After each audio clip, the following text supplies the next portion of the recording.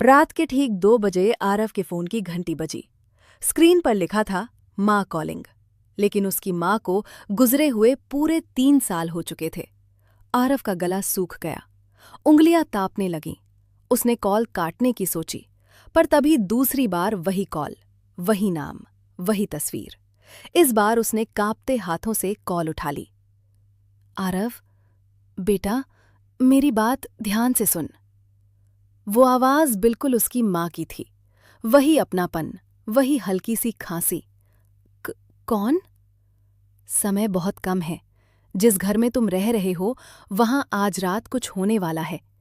पीछे वाले कमरे की अलमारी के नीचे देखो, सच वहीं छिपा है। और कॉल कट गया। आरव का दिल जोर जोर से धड़कने लगा। ये मजाक था या कोई उसे डराने की कोशिश कर रहा था? लेकिन उसकी माँ की आवाज की नकल, वो इतनी असली कैसे हो सकती थी? 3 साल पहले उसकी माँ की मौत को पुलिस ने आत्महत्या कहा था, पर आरव को हमेशा लगा कि सच्चाई कुछ और है। उसकी माँ अक्सर कहती थी, इस घर की दीवारें साफ नहीं हैं बेटा, यहां भरोसा मत करना। उस समय आरव ने ध्यान नहीं दिया, लेकिन आज ये कॉल। आरव धीरे धीरे पीछे वाले कमरे में गया। वो कमरा 3 साल से बंद था। दरवाजा खोलते ही धूल की गंध और सन्नाटा उसका स्वागत करने लगा। उसने अलमारी को खिसकाने की कोशिश की। भारी थी, पर जैसे किसी अनजानी ताकत ने उसे हिम्मत दी। अलमारी के नीचे फर्श थोड़ा उभरा हुआ था। उसने टॉर्च की रोशनी डाली। वहां एक लकड़ी का ढक्कन था। दिल थामकर उसने उसे खोला। अंदर एक पुरानी डायरी और एक पेन ड्राइव। डायरी के पहले पन्ने पर लिखा था, अगर तुम ये पढ़ रहे हो तो समझो मैं सच बताने में कामयाब हो गई हूं। आरव की आंखें भर आईं। ये उसकी माँ की लिखावट थी। डायरी में लिखा था कि उसके पिता, जो एक बड़े बिल्डर थे, अवैध जमीन सौदों में फंसे हुए थे। उसकी माँ ने ये सब जान लिया था। जब उन्होंने विरोध किया तो उन्हें धमकियां मिलने लगीं। अगर मुझे कुछ हो जाए तो समझ लेना ये हादसा नहीं होगा। आरव के हाथ कांपने लगे। तो क्या उसकी माँ की मौत?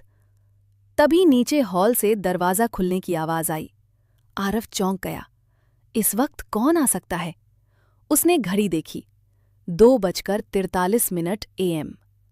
धीरे धीरे कदमों की आहट सीढ़ियों की तरफ बढ़ रही थी। उसने जल्दी से पेनड्राइव उठाई और अपने कमरे में भागा। दरवाजा बंद किया, लैपटॉप ऑन किया। पेन ड्राइव में एक वीडियो फाइल थी। तारीख वही रात, जिस रात उसकी माँ की मौत हुई थी। वीडियो चलाते ही स्क्रीन पर उसके पिता दिखाई दिए और उनके साथ 2 अनजान आदमी।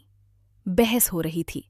उसकी माँ रो रही थी, मैं ये सब पुलिस को बता दूंगी। अचानक वीडियो में धक्का मुक्की हुई, कैमरा गिरा और फिर एक चीख।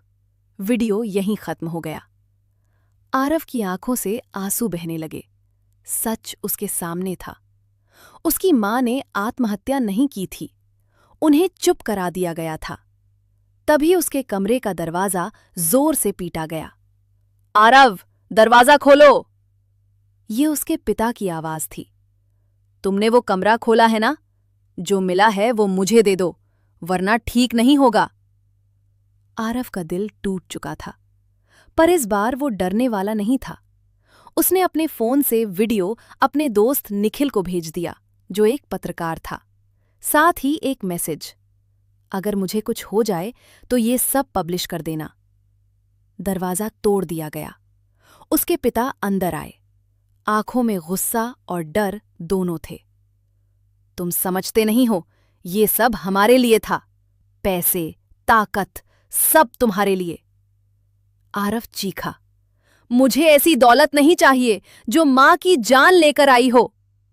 कुछ पल के लिए सन्नाटा छा गया। फिर नीचे से सायरन की आवाज आई।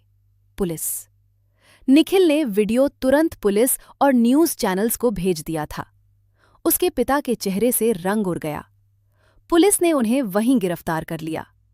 जाते जाते उसके पिता ने आखिरी बार आरव की तरफ देखा, लेकिन इस बार आरव की आंखों में डर नहीं था। कुछ महीनों बाद कोर्ट ने सबूतों के आधार पर उसके पिता और उनके साथियों को सजा सुना दी। आरव उसी घर के सामने खड़ा था, पर आज वो घर उसे डरावना नहीं लग रहा था। उसने मां की तस्वीर को सीने से लगाया। तभी उसके फोन पर एक नोटिफिकेशन आया, निखिल का मैसेज। तुम्हारी हिम्मत की वजह से कई और लोग सामने आए हैं। तुम्हारी मां हीरो थीं। आरव आसमान की तरफ देख मुस्कुराया। अचानक हवा का एक झोंका आया और उसे लगा जैसे किसी ने उसके सिर पर प्यार से हाथ फेरा हो। फोन फिर से सिर्फ एक अनजान नंबर। आरव ने गहरी सांस ली और कॉल उठाई। दूसरी तरफ से कोई आवाज नहीं आई, बस हल्की सी वही जानी पहचानी खांसी और फिर सन्नाटा।